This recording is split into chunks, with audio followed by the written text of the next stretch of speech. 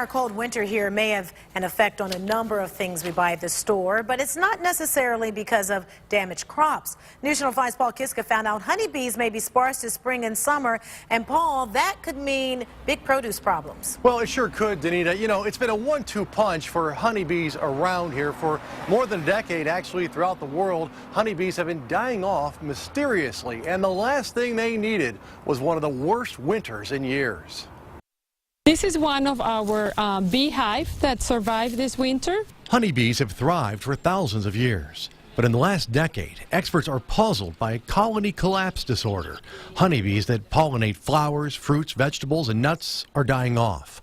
No one knows why, but what they do know is a brutally cold winter killed off 50 to 80% of local honeybees. They all died. When we opened them in March, all the bees were dead. The extreme prolonged cold probably did freeze them to death. Chris Bond and Dr. Anna Lochi research honeybees at the Case University Biological Field Station in Hunting Valley.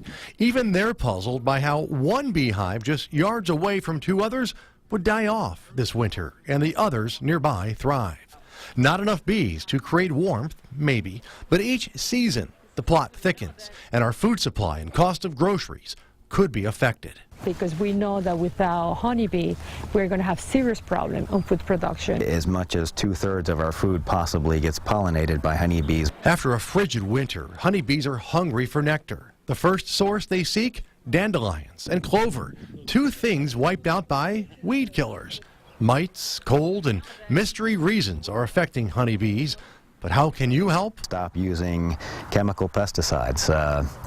As I mentioned, not only do those kill the food sources, but the honeybees will, if they get exposed to it through drift or through consumption, they'll bring it back to their hive and possibly harm or weaken the rest of the hive. Now, just here in Cuyahoga County alone, there's about 2,000 honeybee hive producers. But again, after this brutal winter, they lost 50 to 80% of their honeybees. Live in Cleveland tonight, Paul Kiska, News Channel 5.